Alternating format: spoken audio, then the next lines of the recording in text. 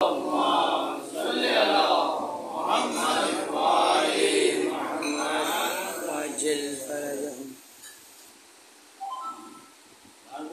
وآل محمد بلند ترین صلوات اللهم صل على محمد وآل محمد وعجل فرجهم.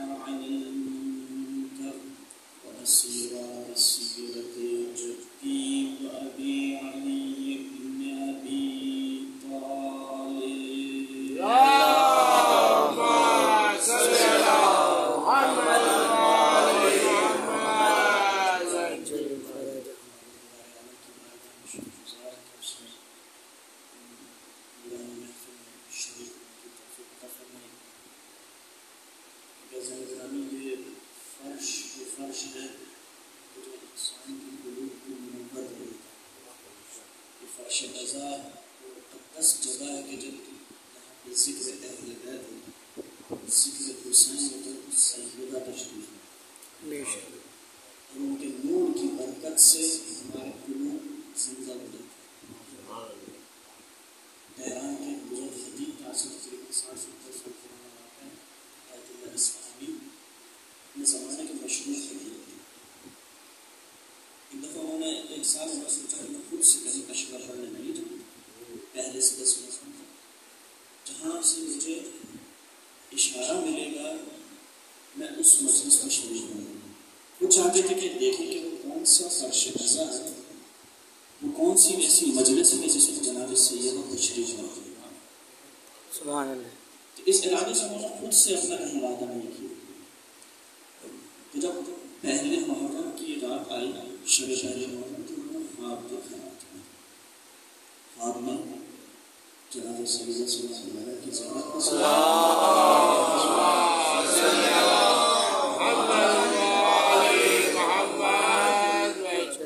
بیوی کی زیارت میں سیدھی بیوی سے سوال کرتے ہیں, بیوی آپ کون سے فرش رضا میں تشریف لے جاتی ہیں, اس میں شریک ہونا چاہتے ہیں. بیوی کہتی ہے کہ ہر وہ فرش رضا کہ جہاں میرے حسین کا علم بلند ہوتا ہے وہاں پر ضرور آتی ہے. وہ دوبارہ سوال کرتے ہیں, پھر بھی بیوی وہ کون سی خاص مجلس ہے جس میں بیوی دوبارہ وہی جواب دیتی ہے. وہ تیسری بار سوال کرتے ہیں, تیسری بار بیوی سے گا یہی جواب دیتے ہیں, ہر فرش رضا کے ضرور تشریف لے جاتے ہیں. اپنے بیٹے کا خود سا قسم کرا جہاں پہ میرے بیٹے حسین کا ذکر اس کا علم بلند ہے. پھر بیوی کہتی تم اتنی تاکید کر رہے ہو میں تمہیں بتا دیتی ہوں. تہران کے فلاں فلاں علاقے میں فلاں نام کی خاتون ہے, چلے جاؤں تو ان کے گھر پہ ضرور تشریف بیدار ہوتے ہیں.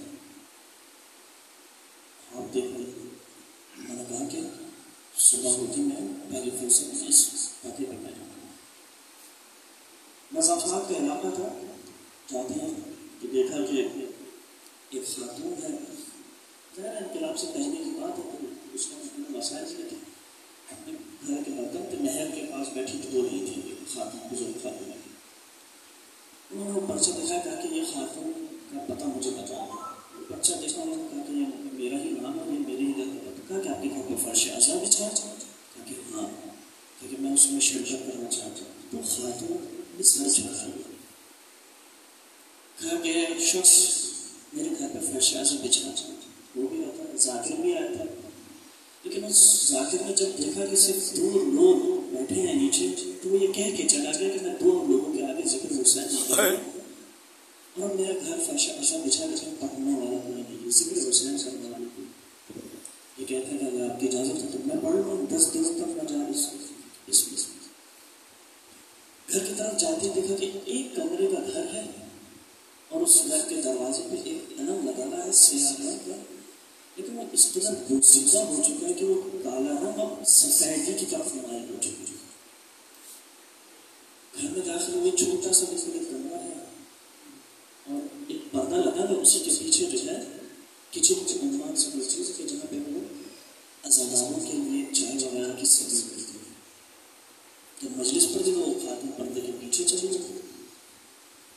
چند لوگ, چند ذاکر, چند عزادار بیٹھے ہوتے تھے. 1 دن 2 دن 3 دن اسی طرح انہوں نے 10 مجالس پڑھے.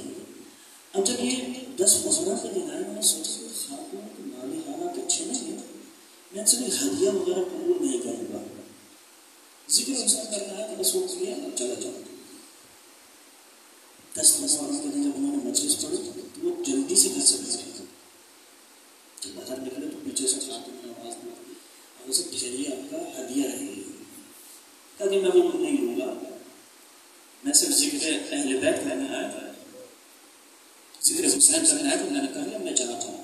کیونکہ نہیں ایسا نہیں ہو سکتا, میں سارا سال لوگوں کے گھروں پہ کام کرتی ہوں اور اس سے میں پیسے بچاتی ہوں اور ان پیسوں سے میں یہ مولا کا ذکر کرتی ہوں اور ان کا ہدیہ بھی دیتی ہوں, لوگوں کے لیے سبیل بھی کر دیتی ہوں. کہا کہ اچھا میں قبول کروں گا لیکن ایک شرط ہے. کہا کہ بولیے. کہا کہ خاتون جب میں پہلے دن آیا تھا آپ نے کہا تھا میں تنہا خاتون ہوں, لیکن میں جب بھی مجلس پڑھتا تھا اور جیسے ہی مصائب حسین میں شروع ہوتا تھا اس پردے کے پیچھے سے 1 سے زیادہ خواتین کی گریہ اور زاری کی آواز آتی تھی. آپ تو کہتی تھی کہ میں اکیلی ہوں تو یہ کس کی صلاح ہے. وہ خاتون کہتی ہیں آغا صاحب کہ آپ کے خواب میں آ کے سیدہ نے نہیں بتایا تھا کہ میں اس فرش عزا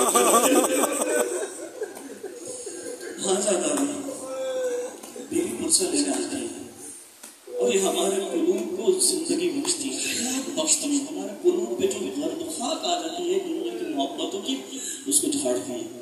اسی لیے تو رسول اللہ صلی اللہ علیہ وسلم نے فرمایا تھا ان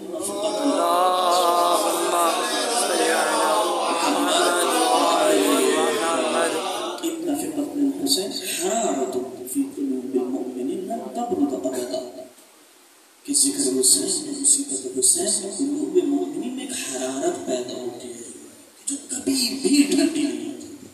ہاں ذرا یہ فرش عزا ایسی جگہ, ایسی مقدس جگہ. جب بھی ہمارے بزرگوں نے, ہماری ماں نے ہمیشہ سے ہمیں سکھایا کہ جب بھی فرش عزا پہ جاؤ تو باوضو ہو کے جاؤ, پاکیزہ حالت میں جاؤ کہ یہاں پہ سیدہ تشریف ہوتی ہے. مل صلی اللہ علیہ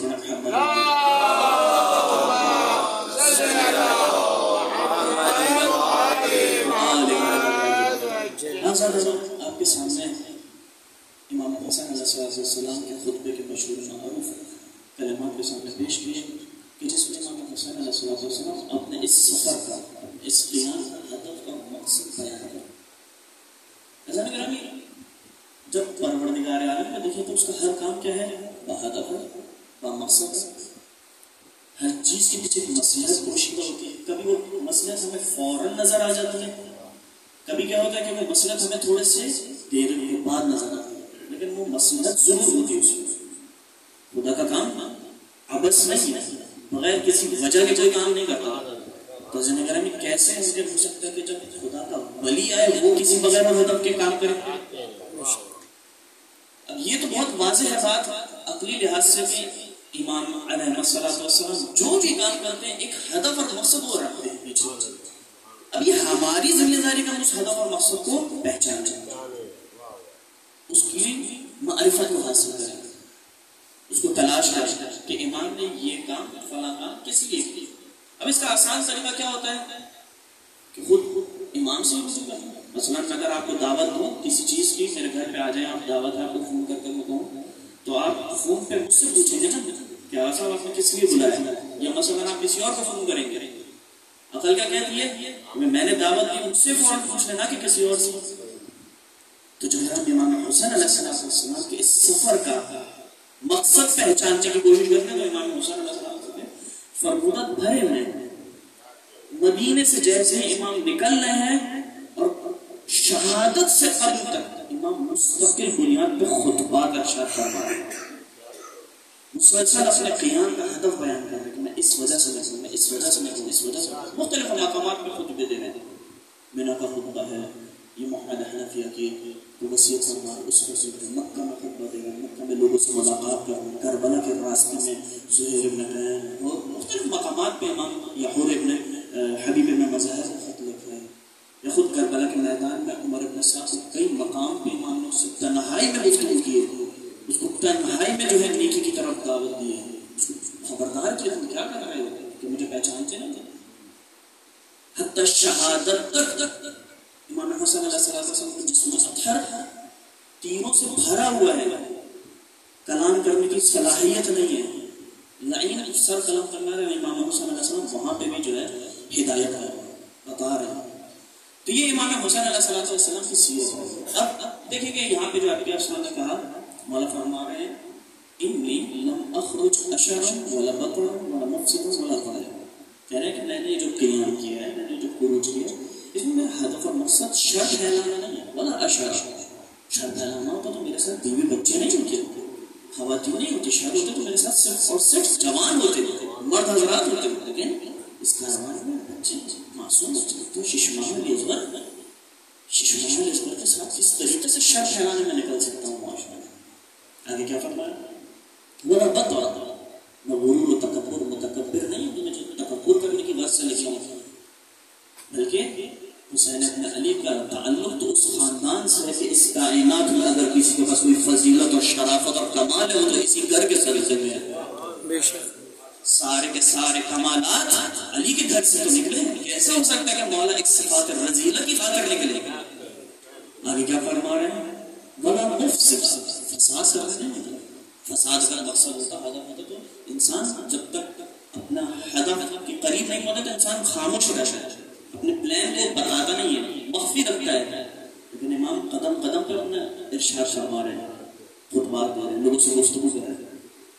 یا مثلا جب امام حسین علیہ السلام کو لوگ مشورہ دینے آئے کہ آپ جو ہیں نہیں جائیں، کہ میں جاؤں تو میرے اس وقت ذمہ داری ہے، یہ وظیفہ ہے اس وقت میرا نکلنا.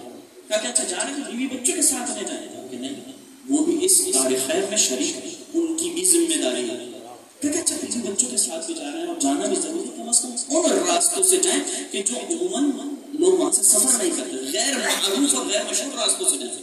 انہوں نے کہا میں حیدر کرار کا بیٹا ہوں، چھوٹے ہوئے راستوں کا انتخاب نہیں کرے گا، مشہور و معروف راستے سے ہی جاؤں گا، بھلے حکومتی کارندے آ جائیں. امام چھپتے چھپا کے نہیں نکلے، پورے کاروان کے ساتھ نکلے، سب کے سامنے اعلان کرتے ہوئے جا رہے ہیں کہ ظلم کرنا بھی میرا مقصد نہیں، بلا ظالما. کیوں؟ ظلم تو اس وقت پھیلاتا نا، نعوذ باللہ من ذالک، امام اگر کسی اور کا حق چھیننے رہے ہوتے، اس حق کے حاکمیت اور خلافت و امامت پہ فقط خاندان علی کا حق ہے.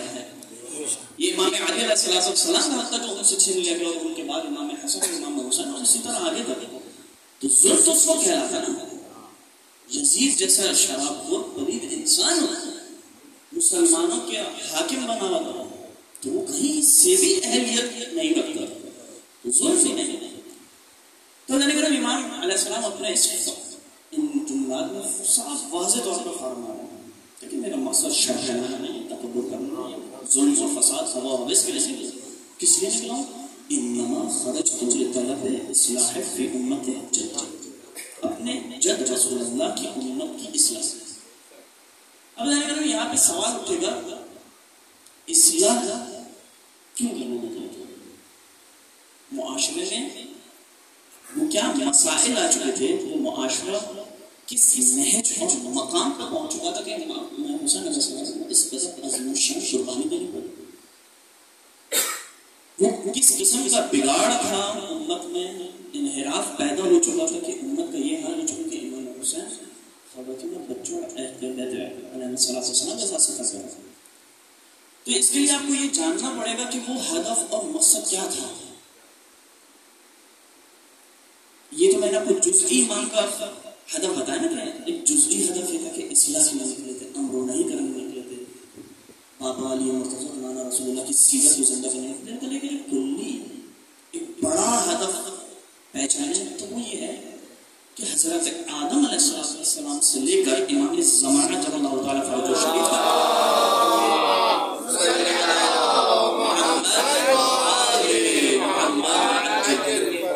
پروردگار عالم کے ان ہادیوں کا ایک ہدف اور مقصد رہا ہے۔ حضرت آدم سے لے کر امام زمانہ تک سارے کے سارے ہادیوں کا ایک ہدف ہے، وہ کیا ہے کہ اس دنیا میں ایک ایسا سسٹم، ایسا نظام، ایسی حکومت کو قائم کرنا، اسٹیبلش کرنا کہ جس میں خدا کے قوانین، الہی قوانین کو نافذ کیا جا سکے، ایک ایسا معاشرہ کہ جو توحیدی معاشرہ ہو، ایک ایسا معاشرہ کہ جس میں الہی نظام حاکم ہو، فقط ظاہری طور پہ نہیں بلکہ حقیقی عنوان سے۔ یہ اہل بیت علیہ السلام کا بھی اور تمام انبیاء کرام کا بھی ہدف ہے۔ اب اس سلسلے میں پروردگار نے انبیاء 1,24,000 انبیاء کے سلسلے کو رکھا، آدم، نوح، موسیٰ، عیسیٰ، ادریس، یعقوب، یوسف، یونس، سلسلہ چلتا ہے ابراہیم، موسیٰ، عیسیٰ، اور بہرحال حضرت محمد صلی اللہ علیہ وسلم پر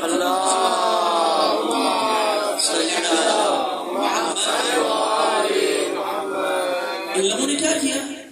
انسان کو ظلمات کی تاریکیوں سے نکالا اور آہستہ آہستہ رفتہ رفتہ انسان کو نور کی وادیوں میں لے کے گئے۔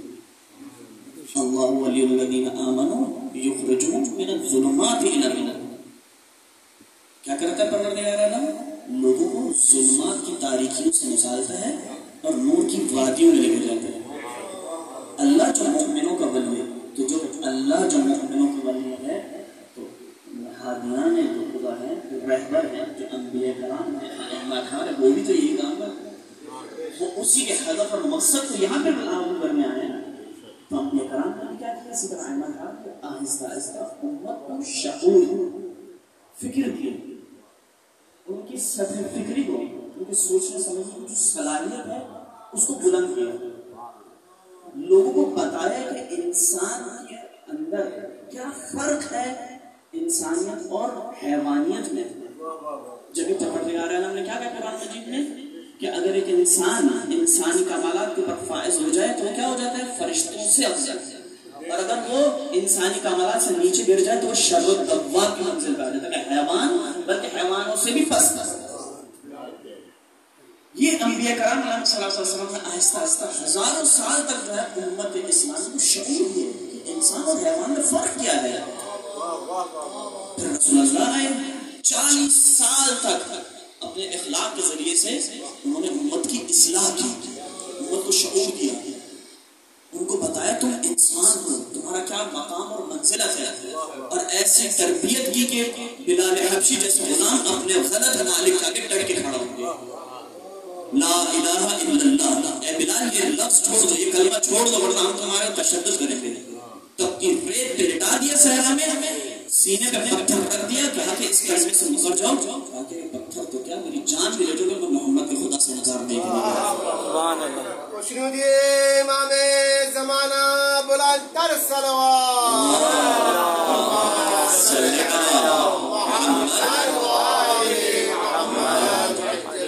پیغمبر اکرم نے انسان کو آزاد کیا ہے، غلامی سے نکالا ہے، شعور دیا انسان کو، اور پھر اس کے بعد 13 سالہ مکہ کی سلطنت برداشت کی، لیکن کیا کیا؟ ٹیم بلڈنگ کی، اصحاب باوفا کو جمع کیا اور پیسے کو جمع کیا، آپ کے سامنے ان کے والدین کو شہید کر دیا. شہید کر دیا والدین بزرگ بوڑھے ماں باپ کہتے نہیں شہید ہوتے تو ہو جاتے، محمد کے خدا کو نہیں چھوڑے.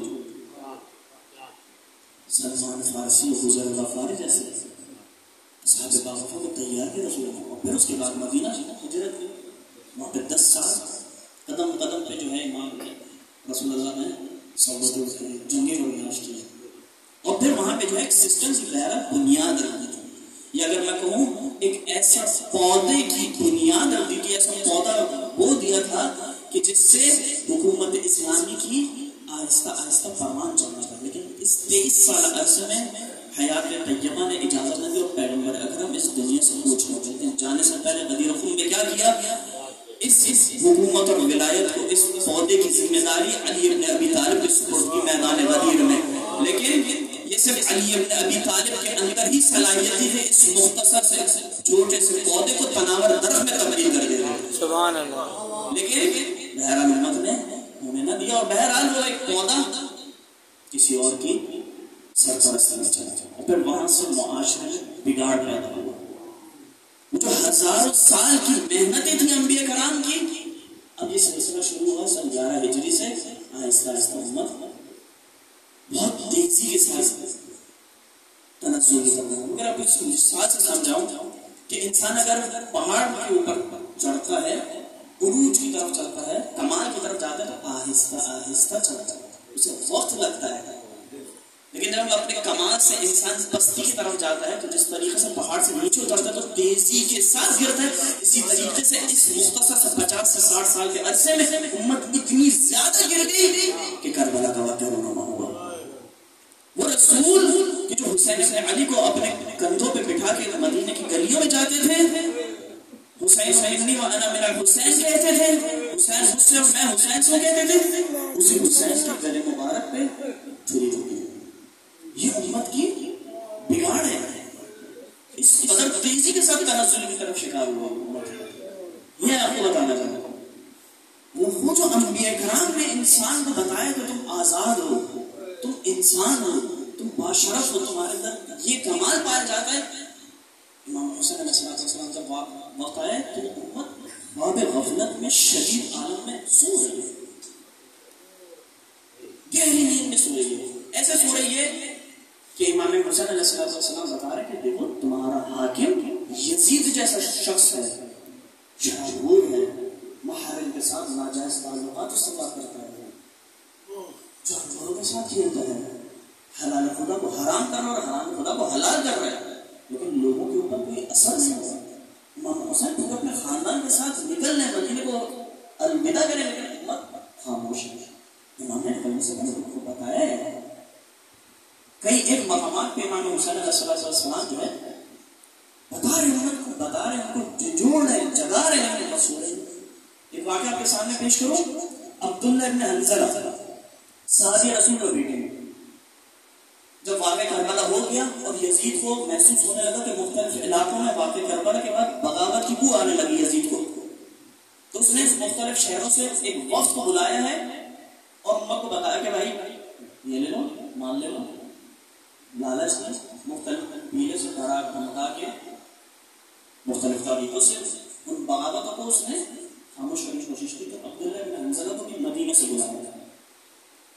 7-8 افراد میں مشتمل یہ وفد گیا شام. جانے سے پہلے کیوں جا رہے ہیں؟ کہا کہ یزید نے بلایا ہے اور واقع حسین کی وضاحت کرنا چاہتے ہیں. واقع کربلا میں ہوا کیا ہے، کیوں حسین ابن علی کو قتل کر دیا. اب وہ آپ اپنے ذہن میں رکھیے کہ امام حسین علیہ السلام وہ تمام فرمودات جو بتا رہے نکلنے سے پہلے امت کا یہ حال ہو چکا ہے کہ یزید جیسے تمہارا فاسق و فاجر ہے. وہ سب باتیں ہم بتا چکے تھے کہ یزید کیسا ہے، شرابی ہے. کہ اب یزید نے بلایا میں اس کی بات سننا چاہتا ہوں. 7-8 افراد پہ یہ گیا اور جب دربار یزید میں داخل ہوا تو دیکھا یزید مست حالت میں اور اس کے ہاتھ میں شراب کا جام تھا. اس میں یقین ہو گیا کہ امام حسین علیہ السلام صحیح ہے. جب یہ واپس پلٹا ہے اس نے مدینے کے لوگوں کو جمع کیا اور اس نے کہا کہ حسین ابن علی صحیح کہہ رہے تھے، یزید واقعا شراب ہے. حسین ابن علی دیکھ رہے امام معصوم بتا رہے ہیں شہادت سے پہلے مختلف مقامات پہ درجنوں مرتبہ امام بتا رہے ہیں کہ کیسا ہے یزید، لیکن اس وقت کوئی اثر نہیں ہوا، قبول نہیں کر رہے امام کہ امت نے کیا کیا تھا، ایک پلڑے پہ حسین ہے، دوسرے پلڑے پہ یزید ہے، کوئی فرق نہیں ہے، یعنی حسین اور یزید کو ایک نظر سے دیکھ رہے تھے، حسین آ جائے تو بھی ٹھیک ہے، یزید اگر حاکمیت پہ آ جائے تو بھی ٹھیک ہے، مسئلہ نہیں ہے، جو بھی حاکمیت پہ آ جائے گا، جو بھی خلافت پہ آ جائے گا، جو بھی حکومت میں آ جائے گا اس کی اطاعت کریں گے۔ یہ امت کی پستی کا معیار ہو چکا تھا، یہ غفلت کا لیول تھا، امت اس طرح سے سوچ رہی تھی، وہ جو ہزاروں سال کی محنت تھی، یہ امت اس مقام پر اتنی گر چکی تھی کہ حسین اور یزید کو ایک نظر سے دیکھ رہی تھی۔ پھر اس موقع پہ آ کے امام حسین علیہ السلام نے کیا، ایسا قیام کیا کہ تا قیام قیامت امام حسین کے معیار دے کر چلے گئے، حسینیت اور یزیدیت کا معیار دے کے چلے گئے کہ کوئی بھی تا قیام قیامت یہ نہیں کہہ سکتا حسینیت مردہ باد اور یزیدیت زندہ باد، بلکہ ہر کوئی یہ نعرہ لگاتا ہوا نظر آتا ہے حسینیت زندہ باد اور یزیدیت مردہ باد، حسینیت زندہ باد، حسینیت زندہ باد، یزیدیت مردہ باد، یزیدیت مردہ باد۔ خوشنودی امام زمانہ بلند تر صلوات۔ اللہم صلی علی محمد وآل محمد عجل فرجہ۔ یہ امام حسین علیہ السلام کا کمال تھا، تا قیام قیامت امت کو زندہ کر کے چلے گئے۔ اس کے بعد مولا کیا آپ فرما رہے ہیں، انما خرجت لطلب الاصلاح التي اريد ان امر بالمعروف وانهى عن المنکر۔ اب امر نہیں ایک ایسی ہے جہاں آپ بچپن سے سنتے آ رہے ہیں، میرے سامنے سارے بزرگ حضرات بیٹھے ہیں، جزارہ تو فقط ایک وہ درس ہے جو آپ بزرگوں سے اسی کے ساتھ آپ کے سامنے میں تمرین کر رہا ہوں۔ امر نہیں یعنی کیا کہ لوگوں کو ایک نیکی کا حکم دینا، برائی سے روکنا۔ اب اس کی اہمیت کے لیے میں خود پیغمبر اکرم کی حدیث آپ کے سامنے پیش کرنا چاہوں گا کہ اس کی اہمیت کیا ہے۔ پیغمبر اکرم فرماتے ہیں لِتَأْمُرَنَّ بِالْمَعْرُوفِ وَلَتَنْهُنَّ عَنِ الْمُنكَرِ۔ دیکھو اہمیت لوگوں ایگرو، اب اگر میں اس کو کیونکہ پیغمبر کا حکم سب کے لیے ہے نا، سب اس زمانے کے لیے تو نہیں، مثلا یہ آپ کی سوسائٹی ہے، آپ اس کا قسم نظر کہ محلہ، شہر، گاؤں، دیہات، ملک، پوری قوم سب میں شامل ہے۔ لَتَأْمُرُنَّ بِالْمَعْرُوفِ کہ کبھی بھی برائی کو نہ چھوڑنا اور ہمیشہ نیکی کا حکم دینا۔ لَتَأْمُرُنَّ بِالْمَعْرُوفِ ہمیشہ نیکی کا حکم دینا اور برائی چھوڑنا۔ اگر تم نے ایسا نہیں کیا تو کیا ہوگا؟ او یسلطن اللہ علیکم شرارکم، اگر تم نے اپنے معاشرے سے، اپنے محلے میں سے، اپنی سوسائٹی میں سے، اپنی قوم میں سے اگر کسی نے امر نہیں کو چھوڑ دیا تو کیا ہو جائے گا؟ تمہارے اوپر، تمہارے قوم میں سے، تمہارے علاقوں میں سے جو شریر لوگ ہوں گے وہ تمہارے اوپر مسلط ہو جائیں گے، تمہارے اوپر حاکم ہو جائیں گے۔ دیکھیں ہمارے معاشرے کا کیا حال ہے، کیسے حاکم ہمارے اوپر مسلط ہے۔ اس کے بہت سارے عوامل ہیں، بہت سارے کازز ہیں، بہت سارے ہیں۔ ایک کاز یہ بھی کہ پیغمبر کی اس حدیث کے مقابل اس سے جو ہمیں سبق ملا تو یہ ہے کہ ہمارے معاشرے میں نیکی کا حکم نہیں دیا جا رہا، برائی سے نہیں روکا جا رہا، حق بات بیان نہیں کی جا رہی ہے۔ تو جب انسان اپنے بہرحال انسان، ہر انسان جو ہے اس چیز سے باہر نہیں سکتا، انسان سے دائرہ اختیار وسیع سے وسیع ہو سکتا ہے اور مختصر سے مختصر ہو سکتا ہے۔ اگر انسان حکومت کرنا آئے تو پورے ملک اور قوم پہ بھی حکومت کر سکتا ہے، اور حکومت کرنے کا سب سے نچلا درجہ وہ ہے کہ انسان کم از کم اپنے وجود کے اوپر حکومت کرتا ہے۔ اگر ایک انسان کے پاس اتھارٹی نہیں ہے، حاکمیت نہیں ہے، اپنے محلے کی، سوسائٹی کی، اپنے ملک کی، شہر کی، کم از کم اپنے وجود کے اوپر تو حاکمیت ہے، اپنے وجود کو تو نیکی کا حکم دے سکتا ہے، اپنے اس جسم کو تو برائیوں سے روک سکتا ہے۔ تو اگر انسان اس کو روکے گا تو پھر کیا کرے؟ اب یہاں پہ اگر نہ روکا تو پیغمبر فرما رہے ہیں شریف لوگ حاکم ہو جائیں گے مسلم سے، اور یہاں پہ سلسلہ نہیں روکے گا، آگے کیا فرما رہے ہیں فَيَدْعُ خِيَارُكُمْ فَلَا يُسْتَجَابُ لَهُمْ۔ پیغمبر فرما رہے ہیں کہ اگر تم نے امر نہیں چھوڑ دیا تو برے لوگ تمہارے پر مسلط ہو جائیں گے، اور بات یہاں پہ نہیں ہوگی بلکہ کیا ہوگا، تمہارے جو نیک لوگ ہوں گے، خیارکم، جو تمہارے میں خیر رکھنے والے لوگ ہوں گے، وہ مجھے دعا کے لیے پکاریں گے، فلا یستجاب لهم، میں ان کی دعاؤں کو قبول نہیں کروں گا، میں ان کو جواب دیں گے، جواب نہیں، ان کی بات کو ضرور کروں گا۔ یہاں پہ امام غزالی نے ایک مختصر حدیث کی روشنی میں فرمایا، اہل سنت والے میں نہیں، لیکن کیا بہترین انہوں ہے اس کی بات کو اگنور کیا جا رہا ہے. یعنی پروردگار کے حبیب یہ کہنا چاہ رہے ہیں کہ اس قدر ذلیل اور پست ہو جاؤ گے فقیر کی مانند تمہاری حیثیت ہوتی ہے کہ پکار کر تمہیں دھتکارا جائے گا پروردگار کی مانند سے. یہ اہمیت ہے اس کی. اور اس کو دیکھیں ہم اہل بیت علیہ السلام کی سیرت میں کہ امر نہیں کس طریقے سے کرتے ہیں تو ہمیں بالکل برعکس نظر آتا ہے. اہل بیت کی سیرت جان رہی ہے. اب دیکھیں علی کے چاہنے والے اتنے زیادہ کیوں ہیں؟ سوال ہے نا لوگ کرتے ہیں یار لوگ کیا وجہ ہے جو علی سے اتنی محبت کرتے؟ کیا وجہ ہے کہ حسین سے اتنی محبت کرتے؟ کیا وجہ ہے کہ ماؤں نے اپنے بچوں کو قربان کر دیا حسین کی زیارت کے لیے؟ ہاتھوں کو کٹوا دیا، پیروں کو کٹوا دیا، لیکن حسین کی زیارت سے نہ رکے. کیا وجہ ہے کہ زبان کٹوا دی لیکن علی کے فضائل بیان کرنے سے نہ رکے؟ وہ کیا چیز ہے؟ علی کی محبت ہی ایسی چیز ہے کہ جو علی کا گرویدہ ہو جائے، علی کی ولایت کی چھاؤں تلے آ جائے تو وہ پھر کبھی اس کو چھوڑ کے نہیں جا سکتا. پھر اس کو زبان کٹوانا پڑے یا پھر گلا کٹوانا پڑے، پھر بھلے اس کو دھماکے میں تباہ ہونا پڑے، خاک ہونا پڑے، لیکن علی کی ولایت اور محبت سے حسین کی عزاداری سے انسان جان نہیں چھوڑا. جو حسین کی عزاداری پر برشادہ ہے وہ زندہ ہو جاتا ہے، امر ہو جاتا ہے ہمیشہ ہمیشہ. کیوں؟ کیونکہ ہستیاں ہی ایسی ہیں، ان کا کردار ہی ایسا ہے، ان کی سیرت ہی ایسی ہے. لوگ صرف لوگوں کو اچھائی کا حکم دیتے اور ختم ہو جاتی ہے بات. لیکن اہل بیت کا گھرانہ یہ وہ گھرانہ ہے کہ جو فقط لوگوں کو درس نہیں دیتے بلکہ خود لوگوں کو درس دینے کے ساتھ ساتھ عمل بھی کر کے دکھاتے ہیں. بلکہ میں دوسرے الفاظ میں کہوں بلکہ خود عمل کرتے ہیں پہلے، پھر امت کو بتاتے کہ دیکھو ہم نے عمل کر لیا، ہمارے بنا عمل کر کے دکھاؤ. مشنودی امام زمانہ بلند تر صلوات. صلی اللہ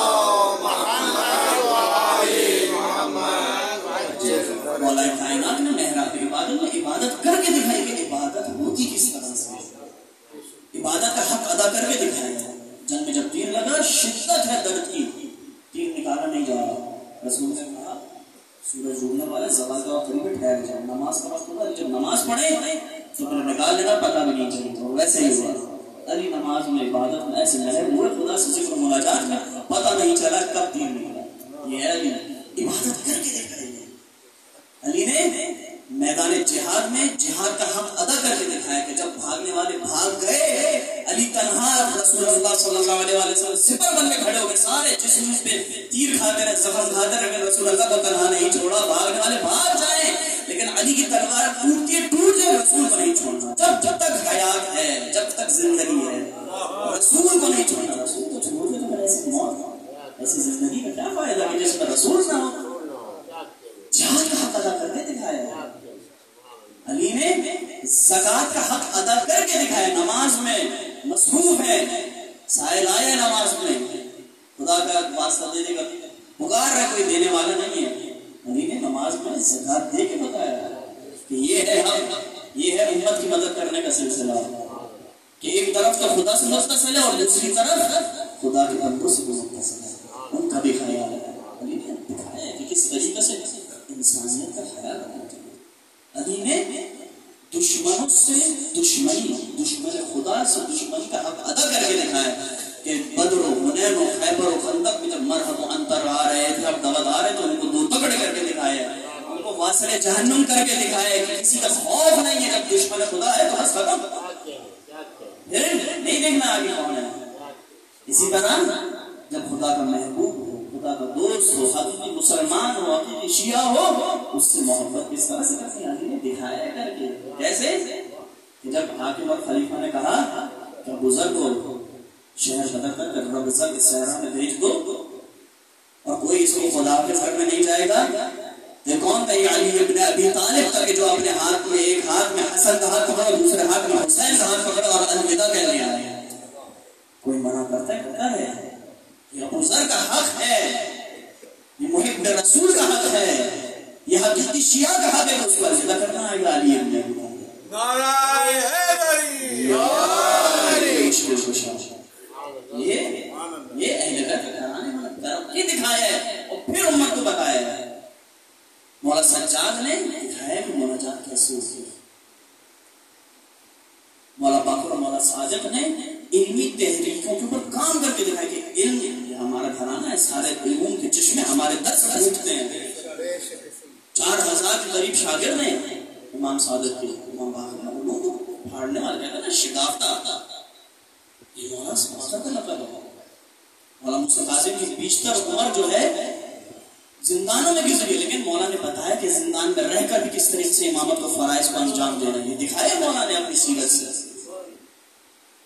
مولا رضا نے دکھائے کہ اگر دشمن چال چلے اور تمہیں ولایت اہلی اور خلافت اور حکومت میں لے آئے تو حکومت میں رہ کر اس کی پلیدیوں سے کس طرح سے اپنے آپ کو بچانا ہے اور امت کو کس طرح سے نجات دینا. مولا رضا کی سیرت ہے کہ ساری کی ساری پلیدیوں کا الزام مولا رضا کے اوپر ڈالنا چاہتا ہے، لیکن مولا رضا نے اپنی سیرت سے دکھایا کہ نائب بھی ہیں، ولی عہد بھی ہیں، جانشین بھی ہیں، لیکن ایک کتاب بھی نہیں آیا اور امت کو شریعت کو مسلمان کی ہدایت بھی کی.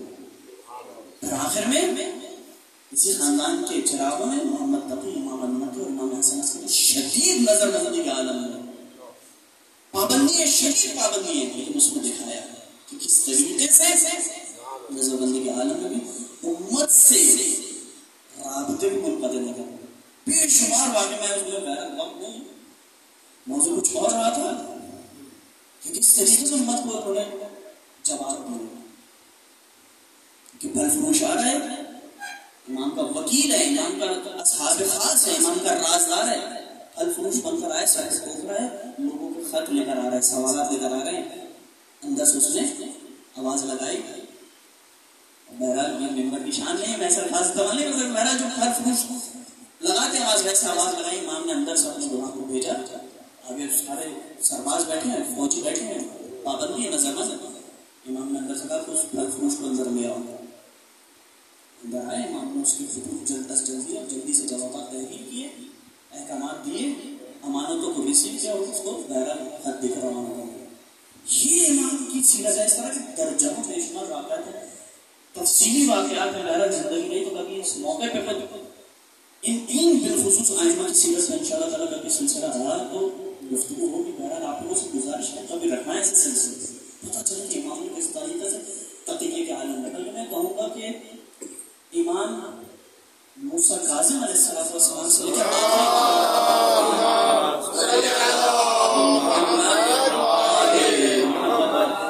ان اماموں نے اپنی زندگی کا زیادہ تر وقت تقیے کے عالم میں زندگی گزاری.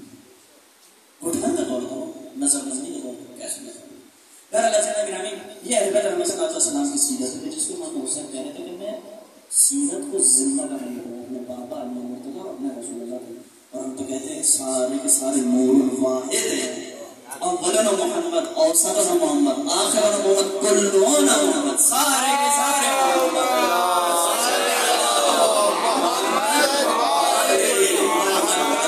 ان سب کی صرف صورت مختلف ہے، لیکن اگر ان سب کی سیرت کو دیکھا تو نور واحد ہے، سیرت واحد ہے، سارے کے سارے نور محمد ہیں.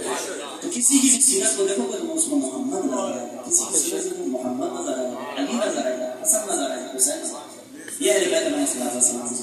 بہرحال گرامی آخری بحث اور آپ کی زحمتوں کو تمام کروں کہ مولا فرمانے میں امر بالمعروف اور نہی عن المنکر کرنا. اب سوال یہاں پر جانا گرامی ہے کہ وہ کون سا مقام ہے، وہ کون سی جہت ہے کہ امر بالمعروف کس حد تک کرنا ہے. کیا کوئی ایسا مقام آ جاتا ہے جہاں پروردگار عالم کہتے ہیں امر نہیں کرنا چھوڑ دو، بس ختم، بس یہ ایک حد ہے. تو اس کے لیے دیکھنا پڑے گا کہ امر بالمعروف دو طریقے سے ممکن ہے. مثال میں نے آپ کو اچھائی کو حکم دی، برائی کو سے روکا تو میری جان مال عزت آبرو میرے گھر والوں کی ناموس کو کوئی خطرہ نہیں ہے. میں کر رہا ہوں اپنے معاشرے میں سے میرے ساتھی کام میں کر رہا ہوں. میں غلط کام ہوتا ہوا نظر میں آگے بڑھا، میں نے شروع کا سامنے والے کو قبول کر لیا. تبدیلی آگے کوئی برا کام ہو رہا تھا، میں آگے بڑھا اور اسے بول دیا وہ برائی ختم ہو گئی. بہت اچھی بات ہے، میری جان مال عزت کو کوئی خطرہ نہیں تھا. ہر انسان کہے گا، ہر عاقل انسان کہے گا یہ کام بہت اچھی بات ہونا چاہیے، کہنا چاہیے. لیکن اگر ایک مقام ایسا آ جاتا ہے کہ جہاں پر خطرہ ہے. میں اگر لوگوں کو اچھائی کا حکم دوں گا، برائی سے دوں گا تو میری جان کو، میرے مال لوٹنے کا خطرہ ہے، میرے گھر پہ حملے ہونے کا خطرہ ہے، مجھے اسیر کر لینے کا خطرہ ہے. تو اب اس موقع پہ کیا کریں؟ ممکن ہے بعض لوگ یہ کہیں کہ امر نہیں صرف وہاں تک کرے گا جہاں تک انسان کی جان مال کو خطرہ نہ ہو، اس کے گھر والوں کو خطرہ نہ ہو. جیسے ہی خطرہ ہے وہاں پہ انسان روک دے. کیوں؟ خدا نے کہا نا کہ میں اپنی جان کی حفاظت کرنا واجب خودکشی کرنا حرام ہے. یہ تو میں جان بوجھ کے پتہ نا، میں اگر بولوں گا کہ میرا جو ہے گھر والوں کو کھا لیا جائے گا، مجھے مار دیا جائے گا، تو خودکشی ہو گئی. اسلام سے خودکشی حرام ہے. ہر خودکشی حرام ہے. چاہے انسان مقروض ہو جائے، قرض شدید آ جائے، ادا نہ کر پا رہا ہو، بلڈنگ میں جا کے کود جائے، حرام ہے. جوان بیٹھے ہیں، آج آپ دیکھیں جوانوں کا حال دیکھیں، عجیب و غریب امور سے محبتیں آج کل آ رہی ہیں. ناکامی ہو جاتی تو پھر جوان نسیں کاٹ لیتے ہیں، دوائیاں کھا لیتے ہیں.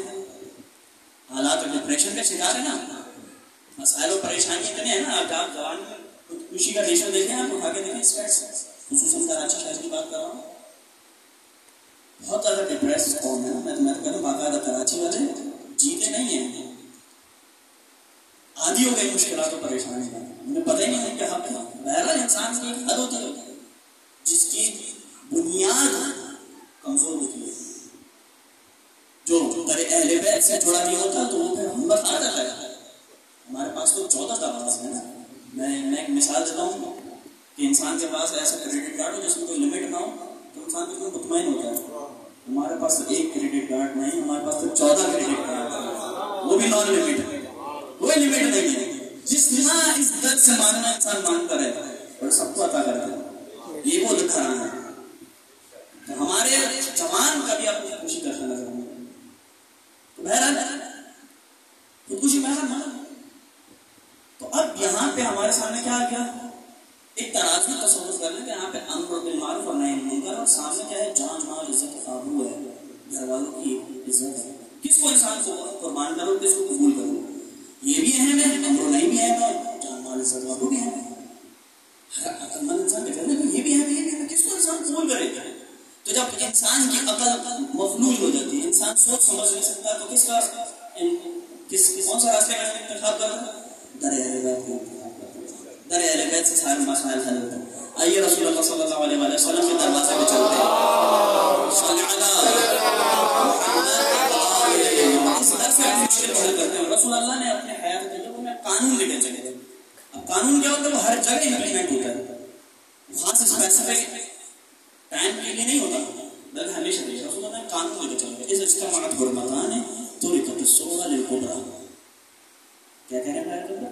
دو محترم چیزیں، دو اہم چیزیں ہمارے سامنے آ جائیں، دو اہم چیزیں ٹکرا جائیں، تو اب کیا کرو؟ ترکت الصغرى للكبرى. اس اہم زیادہ اہم چیز کے لیے، اس کبرا چیز کے لیے صغرا کو چھوڑ دو. یعنی زیادہ اہم چیز کو قبول کر لو، اس چھوٹی اہم چیز کو، کم اہمیت کی چیز کو چھوڑ دو. رسول اللہ نے قانون لے کے چلے. اب یہاں پہ آئیے دیکھیں، اب ہمیں دیکھنا ہوگا کہ امر بالمعروف زیادہ اہم ہے یا جان مال زیادہ اہم ہے. اب اس کے لیے یہ چیز جو ڈپینڈ کرتی ہے انسان اس چیز کی موضوع کے اوپر ڈپینڈ کرتی ہے.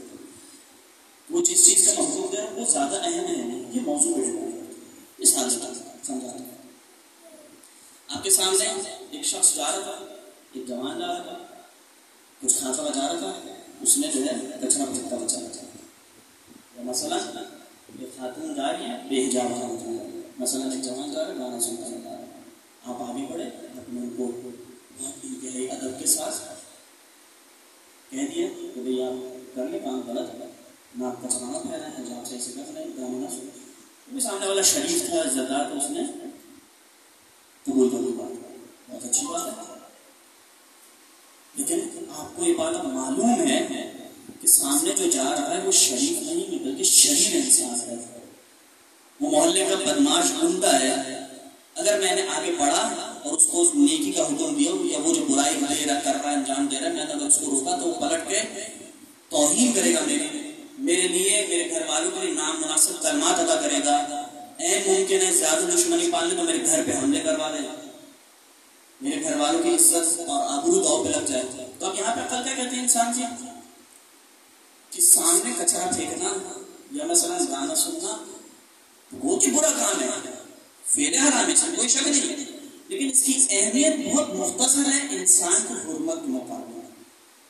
سبحان اللہ. انسان کی عزت نفس کے مقابلے میں ایک کچرے کیا ہے کر رہا ہے، کچرا پھینک صفائی کرنے والا کو اٹھا لے گا.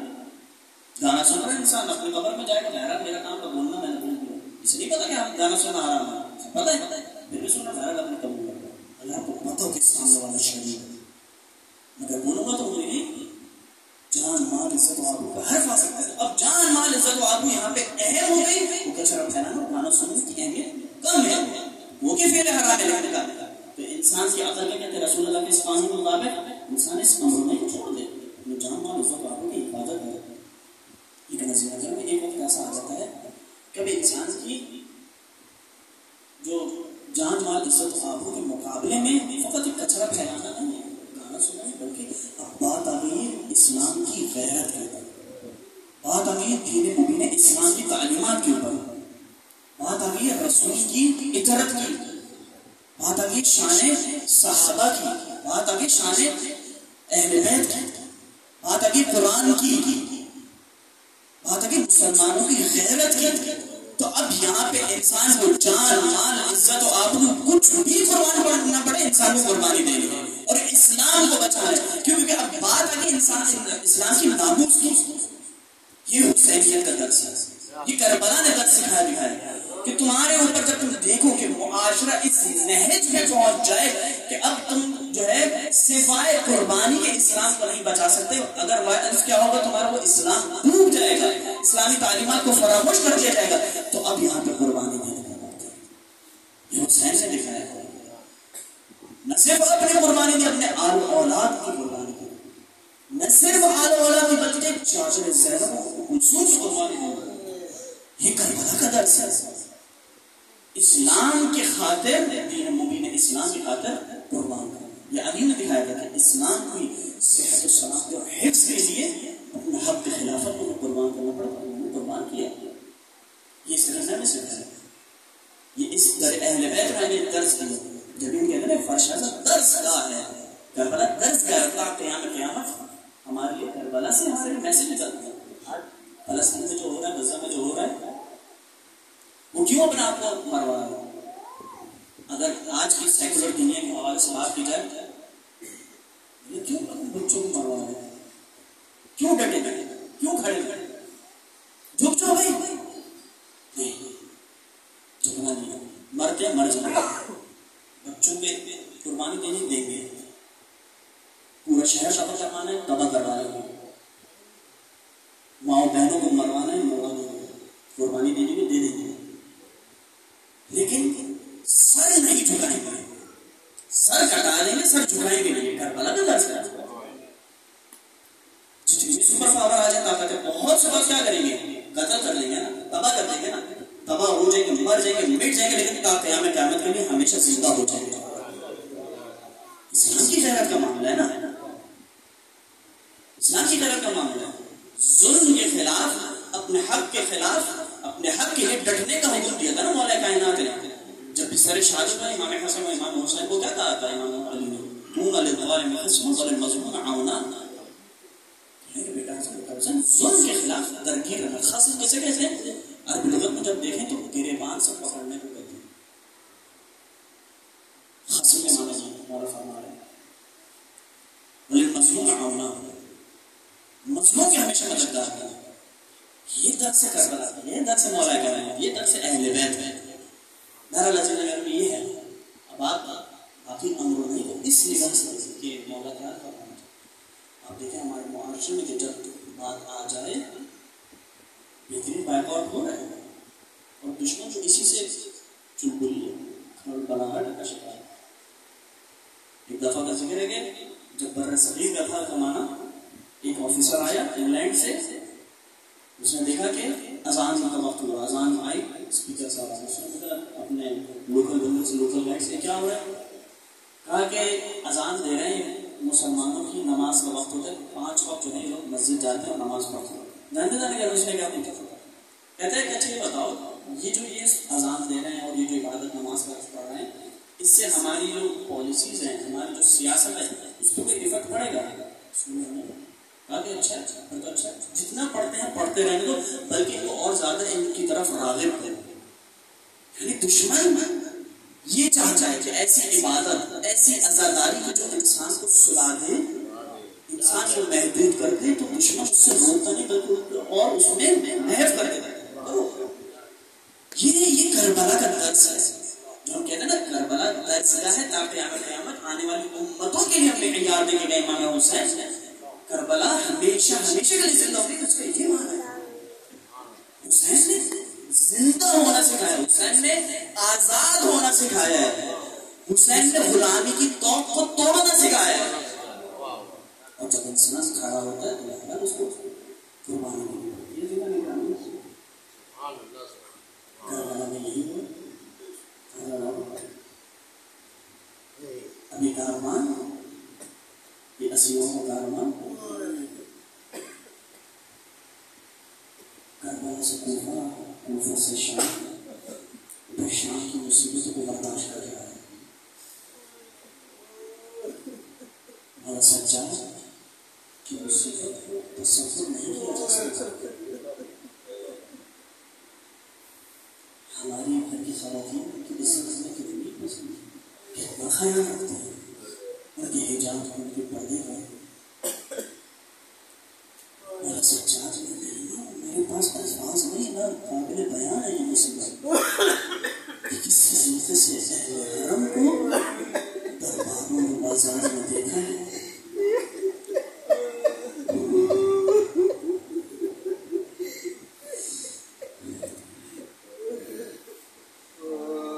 مولا کے ایک صحابی ہیں نعمان بن منظر, مقتل کی کتاب صحابہ رحمت میں یہ واقعہ درج ہے. صحابہ رحمت لکھتے ہیں کہ ایک دفعہ یہ نعمان آتے ہیں, مولا آپ کے اوپر شہر میں ایسی کیا مصیبت آئی کہ جس کو آپ نے کہا تھا الشام الشام الشام.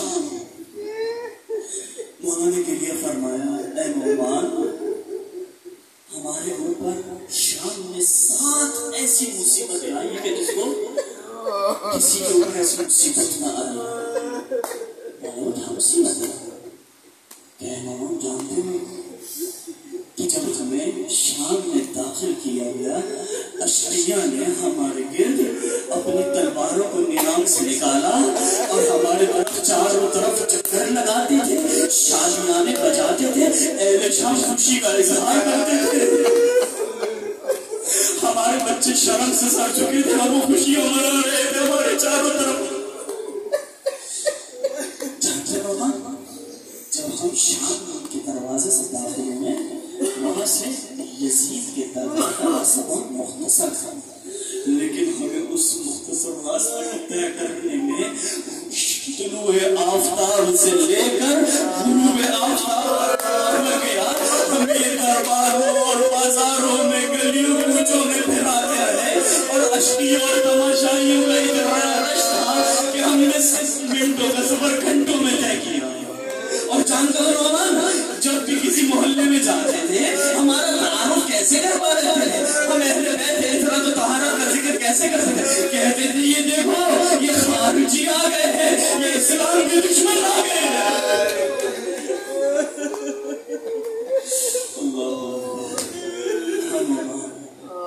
جانتے ہو جب ہم کسی نئے محلے میں پہنچتے تھے تو کیا کرتے تھے, شامی اپنے گھروں کی چھتوں سے گرم پانی اور بھرتے ہوئے انگارے پھینکا کرتے تھے اور وہ ہمارے اوپر آ کے گرا کرتے تھے.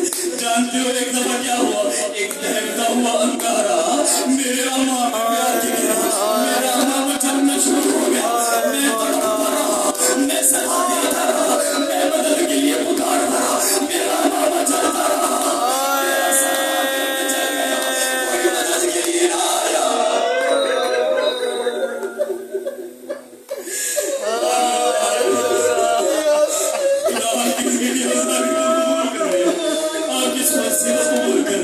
جانتے ہو نعمان, اگلی مصیبت سنو گے کیا ہوا ہے.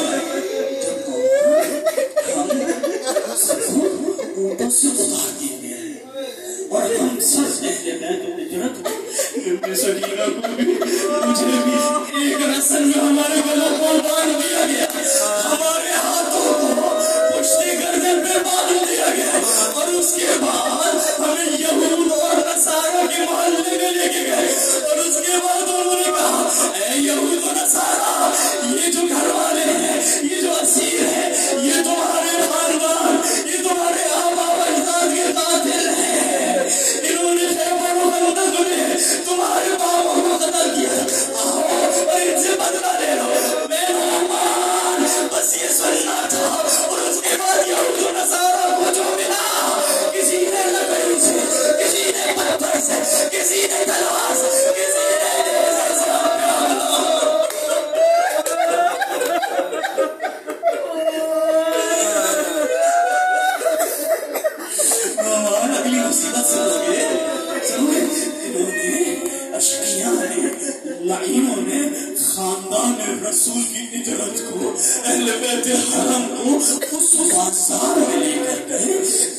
پہ غلاموں اور کنیزوں کو بیچا جاتا تھا. یہ نہیں چاہتے تھے ننھے سکینہ کو بیچ ڈالے, لیکن یہ خداوند اعلیٰ پروردگار عالم کا ایک زندہ تھا تو اس نے ہمارے اہل بیت کو بچا لیا. اگلی مصیبت ہمیں ایسے شام کی طرف زندان میں رکھا کہ جس کے اوپر چھت نہ تھی. دن میں شام کی طرف کی دھوپ میں بچے تڑپتے رہتے تھے, اور جب رات ہوتی تھی بچے سونا چاہتے تھے ٹھنڈ سے تو وہاں کی اوس بچوں کو سونے نہ دیتی تھی. دن میں بھی بچے جاگتے تھے, رات میں بھی جاگتے تھے, اور جب کھانے کا وقت آتا تھا اتنا مختصر کھانا ہوتا تھا کہ اسے بچوں کو کھلاتے تھے. آخری مصیبت سنو گے, خدا آپ کی اس منصے کو قبول کرے. آخری مصیبت سنو, کہتے ہیں کہ جب ہم شام میں داخل ہوئے, جب دروازے شام سے ہم داخل ہوئے تو اشقیاء نے ان نیزوں کو کہ جن پر اس اہل بیت کے شہداء سر تھا وہ بیویوں کے قریب تھے. ہم آگے بڑھے, ہم نے شمر لعین سے کہا کہ اے شمر ان نیزوں والے سروں کو تھوڑا سا آگے لے جا کہ یہ جو تماشائی کھڑے ہیں ان کی نظر پہلے سروں پہ پڑ جائے, اہل بیت حرم کی خواتین پہ سے توجہ کم ہو جائے. جانتے ہو اس شمر لعین نے کیا کیا؟ اس شمر لعین نے حکم دیا کہ ان سارے سروں کو اہل بیت حرم کے ان سارے اونٹوں کے درمیان میں تقسیم کر دیا جائے. شمر نے حکم دیا میرے بابا حسین ابن علی کا سر اور عباس دلاور کا سر میری زینب بھی اور وہ بھی ام کلثوم کے اونٹ کے ساتھ لے کر آ گئے, برابر میں آ گئے. اور بھیا علی انور کا سر, قاسم کا سر, عمر, سکینہ اور فاطمہ, اس طرح سے سارے شہداء کے سروں کو ان کے ورثاء کے ساتھ کھڑا کر دیا. اور اس کے بعد زینب ام کلثوم سکینہ کے اونٹوں کے سامنے آ گئے. اونٹوں والے نے سروں کو ایسے ایسے اچھالتے